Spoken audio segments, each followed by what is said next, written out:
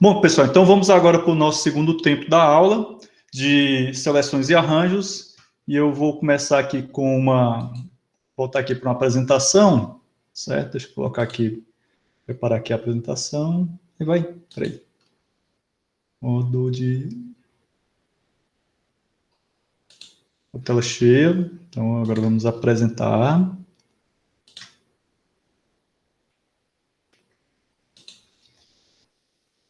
Ué. Ah, agora sim. Esses programas, às vezes, dão uns delays assim meio loucos.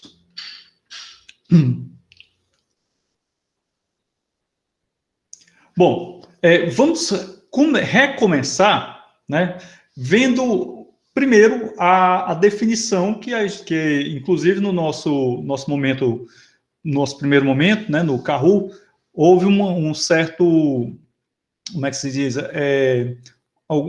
as informações ficaram meio trucadas, né, diante do que eu tinha falado, e que inclusive o João Pedro chamou a atenção para o equívoco que eu tinha cometido lá na questão, certo? Assim, que acabou prejudicando vocês. Bom, quando a gente fala de seleções de arranjos, né, a primeira coisa que a gente precisa atentar é basicamente para o que é que vem a ser um problema de seleção. Então, vejam que nesse caso de seleções de arranjos, são problemas que a gente vai tentar resolver. Uma coisa interessante desse capítulo 4, sobre pensamento quantitativo, é que o mais importante não é nem você resolver as equações depois que elas estão montadas, né?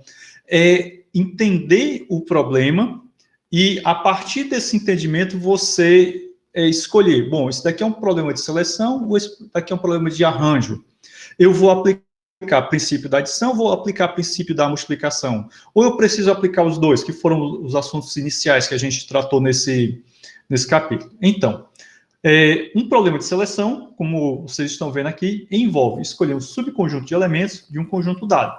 Um problema de arranjo envolve escolher um subconjunto e, então, colocar seus elementos em alguma ordem particular. Então, vejam que a diferença entre um e outro, um problema de seleção é apenas você selecionar, certo? E um problema de arranjo vai um pouco além do problema de seleção. Ele envolve também uma seleção, porém envolve colocar aquele subconjunto que você selecionou em uma ordem dada, em uma ordem particular, desculpa, certo? Então, aqui fica bem clara a distinção entre um problema e outro. Então, como é que a gente vai saber que tipo de procedimento, né, com que tipo de problema eu estarei lidando? Basicamente com as informações que os enunciados dos problemas fornecem a gente, certo? Então, é a partir dali que você vai identificar se você está diante de um problema de seleção ou diante de um problema de arranjo, certo? Então, você pode perceber isso também, né, essa etapa da resolução, como uma etapa de interpretação de texto. Então, por isso que eu até brinco, às vezes, costumo dizer que aquelas aulinhas de interpretação de texto que a gente tem lá no ensino fundamental, elas não vão servir só para a língua portuguesa, para a matéria língua portuguesa, serve para outras matérias, inclusive para matemática. Beleza?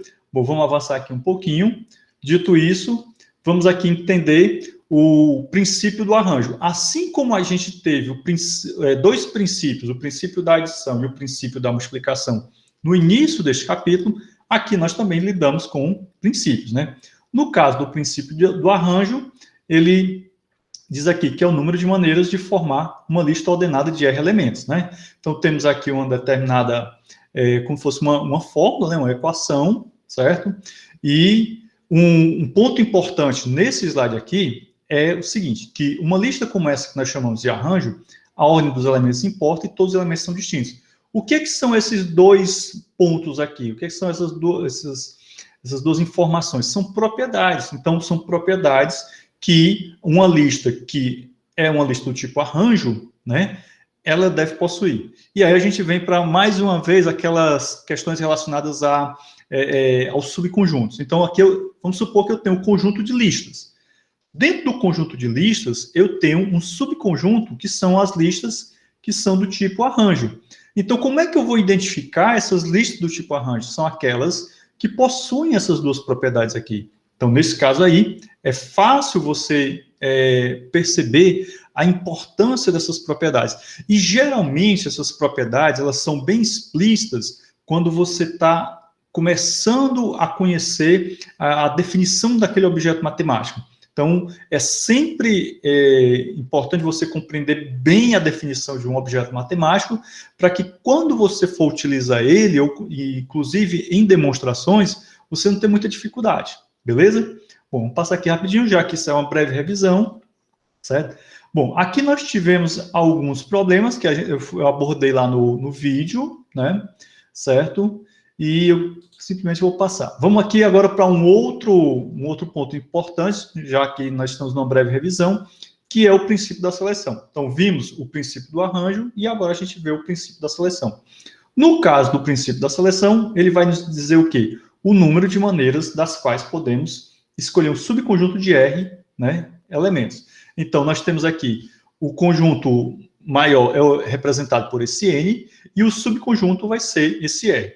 Então, assim como no arranjo, né, na seleção, nós temos as figuras do conjunto e do subconjunto, certo? Sempre lembrando que, quando você trabalha com arranjo, a ordem importa, quando você trabalha com seleção, não, né? Então, deixa eu só voltar aqui para a gente rever, né? Como vocês podem observar, a ordem dos elementos importa, beleza? Então, no caso aqui do arranjo, o N é o conjunto maior, né, o conjunto principal, e o R é o nosso subconjunto, da mesma forma que nós temos aqui na seleção, certo? NR. Observe que na seleção, só a título mesmo de complementação da informação, nós podemos utilizar essa construção aqui, né, essa forma, ou essa que é uma anotação um pouco diferente, beleza? Bom, vamos passar aqui um pouquinho. Bom, nesse slide aqui, que é o slide 19, eu queria chamar a atenção de vocês para esse quarto problema. Lá no vídeo de pré-aula, eu apresentei uma maneira de resolver esse problema, certo? Esse quarto problema aqui.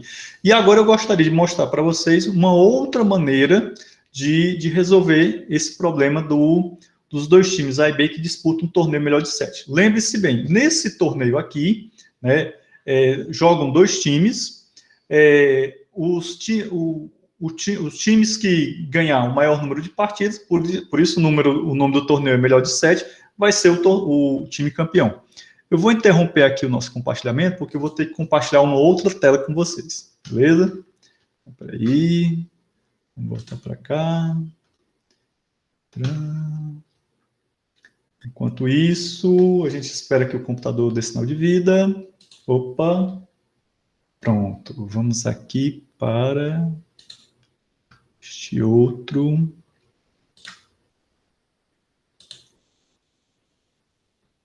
Compartilhar.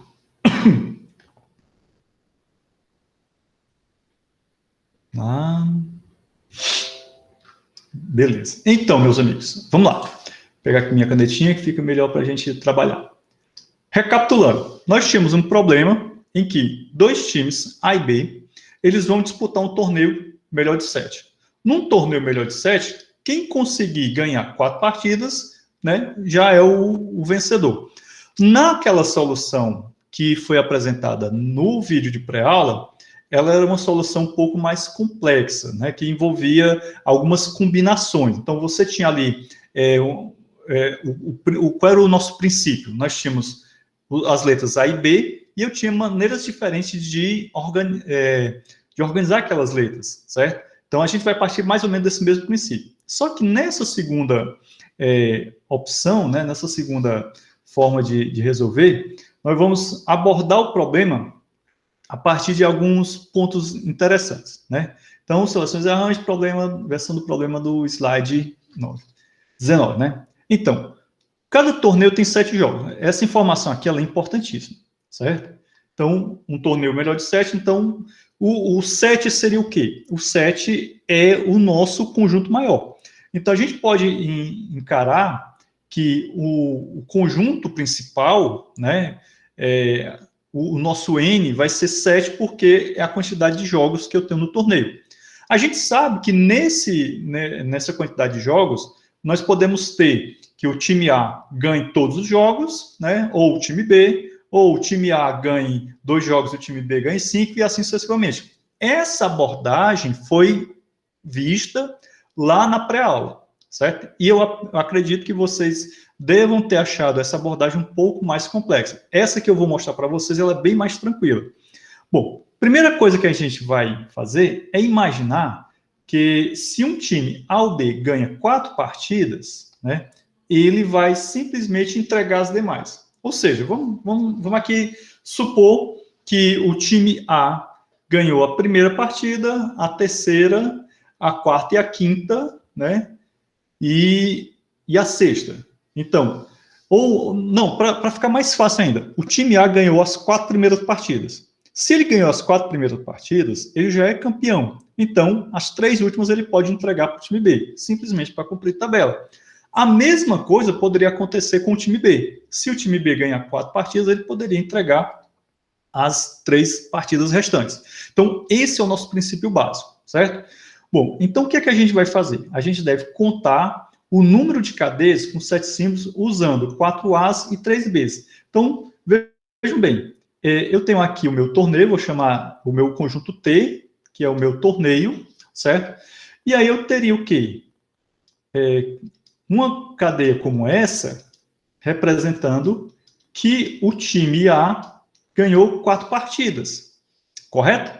Então, eu teria uma outra cadeia, né, no meu conjunto de torneio, que seria o time B ganhando 4 partidas, certo? E o time A entregando 3. Só que isso daqui não é somente essa combinação, nós vamos ter combinações diferentes dessa cadeia de string, né, de letras, certo? Então, vejam que aprender a trabalhar com isso daqui também é importante para você fazer manipulação de strings e tal, coisas que vocês veem muito isso em disciplinas como laboratório de programação, né?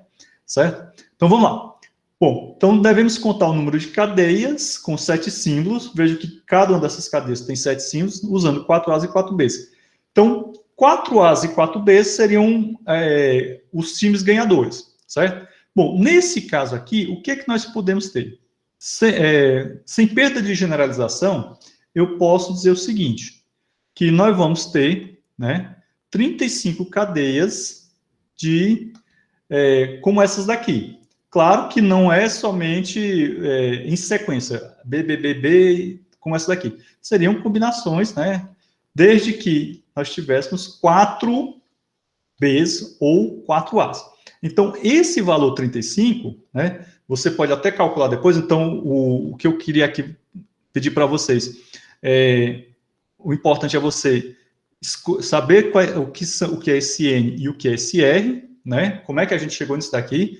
Esse valor aqui, facilmente você calcula, isso é pura computação, né, mas determinar o N e o R, e por que você está usando esse N e esse R, é que é o grande barato desse nosso conteúdo. Então, se eu quero saber quantas cadeias de As e de Bs, né, sendo 4 As ou 4 Bs, eu vou ter 35 cadeias. Então, 35 cadeias no caso de 4 As, né, A e A, ou seja, aparecendo 4 As no meu conjunto aqui, ou 35 cadeias com B, B. Só lembrando, não é esse A encadeado ou esse B como está aqui. Tem que aparecer 4 As ou 4 Bs. Pouco importa a ordem que eles apareçam dentro do conjunto, certo? Desde que sejam 4 As, desde que sejam 4 Bs. Só que esse valor 35 aqui é para cada um, certo? Ou para o A ou para o B. Logo, o que o problema pedia, que era a quantidade de combinações possíveis, né, vai ser o quê? Vai ser esse valor aqui vezes 2, ou seja, 35 vezes 2 vai dar igual a 70, que no caso seria para os dois times, né? Porque vocês vocês vão entender, se tanto o time A como o time B podem ganhar esse torneio. Então, nesse caso aqui, a resposta para a questão número 4, lá do slide 19, 70, que foi colocado lá no vídeo, né? No vídeo foi colocado uma abordagem um pouco mais complexa, porque ele levava em consideração algumas combinações, e aqui a gente deu uma simplificada, certo? Qual foi o foco dessa nossa solução? Deixa eu só voltar aqui um pouquinho. O foco dessa nossa solução foi o quê? Bom, eu preciso saber quantas combinações terão 4As e 4Bs, certo? Não importa a ordem desses Bs dentro dessa minha sequência aqui, certo? Entendido? Desde que sejam 4As, desde que sejam 3Bs, ou 4Bs ou 3As. Então, apenas de A ou de B são 35 cadeias. De ambos, 35 vezes 2, que dá 70, certo? Bom, a meu ver, essa abordagem aqui ela é mais simples. Nós chegamos ao mesmo resultado, porém, de uma maneira menos complicada, certo? Depois vocês podem até pegar a gravação dessa aula, comparar com o que está gravado no vídeo de pré-aula, e eu acredito que vocês vão achar essa solução aqui mais simples. Professor, qual é a que está correta? Todas as duas estão corretas. O grande barato desse campo aqui da matemática, né, de permutações e arranjos, é que você muitas vezes pode chegar ao mesmo destino a partir de caminhos diferentes, certo? Claro que algum caminho vai envolver mais computação, outro menos, né? Computação, quando eu falo computação, eu estou falando de cálculos, né? Vocês vão ver, né? Eu espero que alguns de vocês queira rever o vídeo de pré-aula para fazer a comparação entre os dois métodos, que no método que foi usado no vídeo de pré-aula, há um conjunto de processamento maior, certo? Há um trabalho braçal maior. Aqui, o que é que houve mais pesado? Um trabalho de interpretação, que antecede, né, o próprio processamento. Ou seja, a gente pensou um pouquinho mais, mas na hora de executar, na hora de fazer a computação mesmo, a coisa já foi mais tranquila, correto? Bem, deixa eu interromper novamente aqui esse compartilhamento, porque eu quero voltar lá para o nosso slide, certo? Tá aqui apresentar.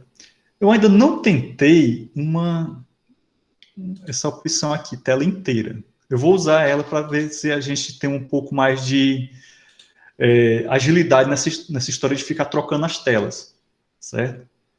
Eu acho que vai ser mais interessante. Bom, gente, então, voltamos aqui para a nossa tela, né? Então, nós temos aqui, certo? Só para a gente fechar a história do problema que eu acabei de mostrar para vocês. Ele queria saber quantos cenários diferentes de vitória e derrota são possíveis. Então, aquele valor 70 é a quantidade de cenários possíveis de vitórias e derrotas. Ou seja, quantas combinações de vitórias de A e de B eu tenho ao todo? No caso, é 70, certo? Beleza?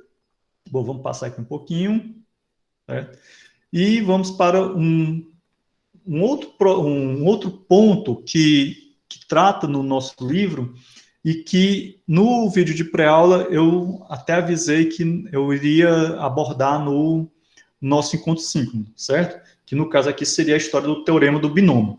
O teorema do binômio de Newton, que também acredito eu que vocês já viram lá no ensino médio, é uma forma mais, digamos assim, simplificada de nós trabalharmos com essas equações. Então, vamos aqui. Nós temos aqui uma equação, né? Temos essa equação elevada à quarta potência, né?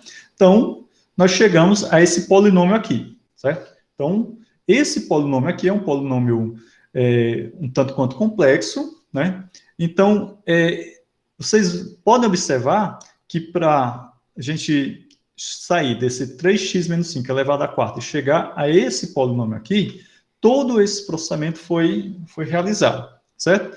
Bom, nesse caso aqui, nós poderíamos o quê? Através do teorema do binômio de Newton, né? Simplificar um pouco mais a nossa vida, certo? Bem, e aí o nosso autor ele propõe uma demonstração desse teorema, certo?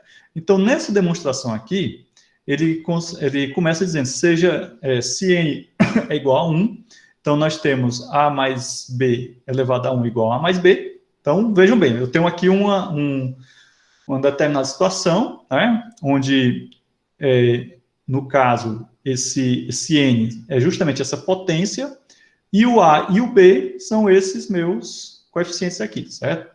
Então, quando eu tenho A mais B elevado a 1, tem essa igualdade, A mais B, então, portanto, o coeficiente do termo, né, vai ser A elevado a 0 e B elevado a 1, né, que é justamente o nosso arranjo, né, aliás, aqui o C é seleção, desculpa.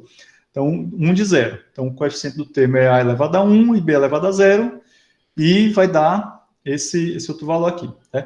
Então, vocês estão vendo aí que, nesse caso, né, nessa nossa demonstração, nós estamos utilizando o princípio da seleção para demonstrar a validade de um determinado teorema, certo? Bom, suponho por hipótese indutiva que o coeficiente do termo, né, AJ', BK', na expressão A mais B elevado a N, é dada pelo princípio da seleção, certo? Então, temos aqui para todo J' e K', tem que J' mais K' vai ser igual a N menos 1. Lembrando que esse N é justamente o nosso coeficiente aqui, certo? A nossa potência, desculpa. E suponho J mais K igual a N, certo? Então, observem para esse detalhezinho aqui. Agora, aplicamos a hipótese indutiva para avaliar essa expressão. Na hipótese indutiva, que a gente vai ver no próximo slide, né, já um pouco mais, vai aumentando um pouco a complexidade. Bom, temos aqui a nossa hipótese indutiva, então, portanto, o coeficiente AJB é, né, seleção de N-1, J-1, mais, né, C, a seleção de N-1, J, e isso simplifica. Bom, essa parte aqui, certo, que é a continuação da nossa demonstração, é simplesmente para mostrar que todo aquele processo que a gente fez aqui, certo, onde eu realizava essas várias operações aqui, para chegar a esses valores, né, 81x elevado a 540x elevado a terceira e por aí vai, nós poderíamos simplificar com a aplicação de uma seleção, certo? E aí nós temos esse coroláriozinho, beleza? Então, para a gente utilizar o binômio de Newton para expandir esse nosso exemplo aqui, nós simplesmente faríamos isso daqui, certo? Então, observem que, nesse caso, ó, nós temos o mesmo exemplo, certo? O mesmo exemplo foi visto anteriormente. Vou até voltar aqui os slides. Vocês vão ver que, nesse exemplo aqui, ó a quantidade de linhas, né, que a gente utilizou para chegar até esse resultado. Então, aplicamos o binômio de Newton, e aqui, ó, apenas 3 linhas. Certo? Então, vejam que com apenas 3 linhas de processamento, nós chegamos ao mesmo resultado. Esses resultados intermediários aqui foram todos aplicando o teorema do binômio que foi visto nos slides anteriores. Ah, professor, mas nos slides anteriores tinha vários cálculos lá e tal. Esses cálculos anteriores aqui é apenas a demonstração, certo?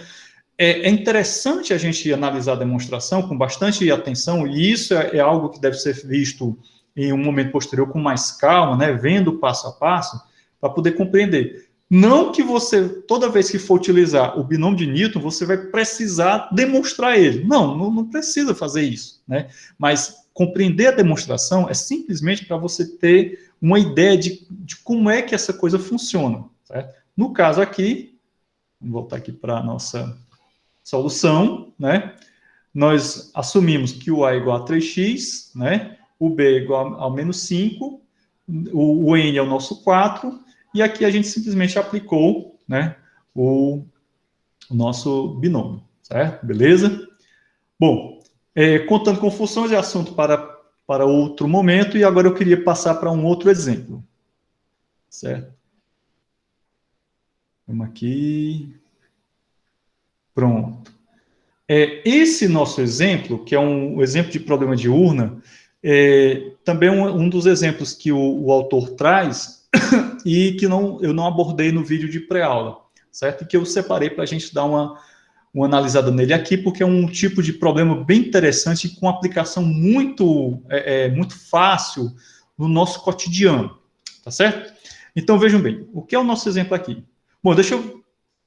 vocês todos estão vendo aí uma tela preta, onde está escrito um exemplo de problema de urna, porque eu fiz uma pequena modificação aqui na hora de apresentar, certo? E eu espero que tenha dado certo. Beleza? Bom, gente, então vamos lá. Nosso problema é o seguinte.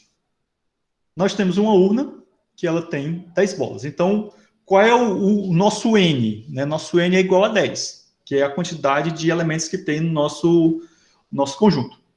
Essas bolas estão numeradas de 1 a 10. Ok? Mas 4 bolas são retiradas da urna em sequência. Né? E os números das bolas são gravados. Então, eu tiro ali 1, 2, 3, 4 bolas, né? E eu gravo os números de cada bola. O que é que ele quer saber? Quantas maneiras existem disso ser feito? Quantas maneiras existem de quê? De você pegar selecionar 4 bolas e montar uma sequência de números, né? Só que aí ele coloca 2 poréns. Se cada bola é recolocada na urna antes que a próxima seja retirada. E B, as bolas são retiradas e não repostas. Olha, aqui tem uma diferença grande, né? Esse fato de você retirar as bolas e repor e devolver a bola que você retirou para a urna e não devolver a bola para a urna vai gerar uma necessidade de abordar de maneira diferente esse mesmo problema, certo? Então vamos lá, vamos aqui para as nossas soluções. Então, nosso problema eu tenho um conjunto com 10 bolas, eu vou retirar 4 bolas. Então aí você já tem o nosso N e nosso R, certo? A diferença é que em um eu reponho a bola, tiro a bola, mostro qual foi o número, a pessoa registra qual foi o número da bola e eu devolvo aquele número. Então, o que você percebe aí? Que existe uma possibilidade, uma probabilidade de que aquela bola seja retirada novamente. Então, você já está percebendo aí que a sequência de 4 números que vai ser montada, né, ao final, né, vai ser mostrada ao final, ela tenderá a ter números repetidos. Já na abordagem B, que as bolas são retiradas e não repostas, o que é que vai acontecer? A quantidade de combinações possíveis, né, não terão bolas repetidas, certo? Isso é um dado muito importante. Bom, então, na primeira solução, o que é que nós temos aqui? Na primeira solução, sempre existem 10 bolas. Então, se sempre existem 10 bolas, o que nós vamos fazer aqui? Nós vamos simplesmente aplicar o princípio da multiplicação, certo? Então, a gente não vai aplicar nem seleção nem arranjo, é simplesmente o princípio da multiplicação. E aí você percebe que, de acordo com o problema que você está modelando, dada determinadas condições do problema, você vai escolher qual é o tipo de ferramenta que você vai utilizar. Então, o princípio da adição, o princípio da multiplicação, o princípio do arranjo, o princípio da seleção, no frigir dos ovos, são ferramentas com as quais você vai trabalhar para resolver problemas, tá certo? Mas aí, qual é a ferramenta que eu vou utilizar? Essa é a grande sacada. Simplesmente saber utilizar a ferramenta nem sempre é suficiente. E às vezes você até não sabe muito bem utilizar a ferramenta, mas sabe qual ferramenta você vai escolher. Então, eu acho que aí já é uma vantagem, certo? Entendido? Porque geralmente aprender a utilizar a ferramenta já é uma coisa mais mecânica, né? E escolher qual é a ferramenta ideal para modelar determinado problema, isso são outros 500. Exige uma competência maior. Bom, vamos voltar para cá. Então, sempre existem 10 bolas na urna, certo? Então, nesse caso, é um problema de multiplicação, de princípio da multiplicação, onde eu vou ter 10 elevado à quarta, né? Que seria o quê? O que é esse 4 aqui? É justamente as maneiras que eu tenho de organizar essas 10 bolinhas. Ou seja, a gente tem aqui 4 posiçõezinhas, certo? Aqui eu vou ter 10, aqui eu vou ter 10, aqui eu vou ter 10, aqui eu vou ter 10 bolinhas, né? Então, 1, 2, 3, 4, né? 4 maneiras, ok? Então, 10 elevado a 4, ok? Pura aplicação do princípio da multiplicação. Mas e se as bolas não são repostas? Se as bolas não são repostas, o que é que você observa aí? Que há uma ordem, né? Que há uma ordem nesse subconjunto que você está montando, e também os elementos serão distintos, certo? E quando eu tenho uma ordem em elementos distintos, o que é que nós vamos ter? Princípio do arranjo, correto? Então, essas informações que foram colocadas nas definições, né, é que são a chave para dizer assim, bom, tu tem que usar tal princípio, tu tem que usar o princípio da seleção, o princípio do arranjo. Então, nesse caso aqui, ó, como as bolinhas não são repostas, o que é que nós vamos ter? Nós vamos ter aquelas propriedades. Ordem, não é ordem e progresso, porque isso aí é a bandeira nacional, nós vamos ter uma ordem e vamos ter também elementos distintos, ou seja, não vai ter repetido. Já nessa outra solução, nós teremos elementos repetidos, concorda? Bom, então nesse caso aí, você resolve, né, através de aplicação do princípio do arranjo, 10, aqui o n igual a 10 e o r igual a 4, e aí é só fazer aqueles cálculos de fatorial, etc e tal, e vocês vão encontrar as maneiras de retirar as bolas. Então, nesse caso aqui, são somente as maneiras de retirar as bolas, não são as combinações propriamente dita, que isso aí já é assunto para um outro momento da gente. Bom, gente, vou interromper aqui o nosso compartilhamento e vamos nos encaminhar para os finalmente de hoje, né? Queria agradecer a vocês novamente a participação da aula de hoje. Lembrando que essa é a nossa penúltima aula do semestre. Na próxima semana nós temos a última aula. Na próxima semana nós temos a segunda avaliação. Eu posso até dar mais um tempo para vocês entregarem a tarefa 6, certo? A última tarefa que vocês têm que me entregar. E na próxima semana a gente se encontra novamente para fechar a disciplina, certo? Desejo a todos um bom restinho de semana, fiquem bem, continuem se cuidando, principalmente porque agora no Ceará, não sei se vocês viram ontem o decreto que o governador baixou. Sim, João, eu vou dar mais tempo à tarefa 6, tá certo? Então, eu estou até gravando, né, para depois vocês não precisam nem me cobrar, eu estou gravando essa minha promessa. Eu vou alterar lá no sistema acadêmico e dar mais tempo para vocês, para a tarefa 6, tá bom? Para assim todo mundo conseguir fazer. Beleza? Então, continue se cuidando, continue tendo aqueles cuidados necessários, sair somente se for realmente necessário, e a gente se vê na próxima semana. Segunda-feira, 8 horas, a prova vai estar disponível para vocês no sistema, vocês vão ter até as 10 da manhã para fazer, mas quando você começa a fazer a prova, 1h30 para concluir, tá certo? Entendido? O mesmo esquema da primeira avaliação, beleza? Então, um grande abraço e a gente se vê por aí, tá certo? Um abraço, fiquem bem. Interromper aqui.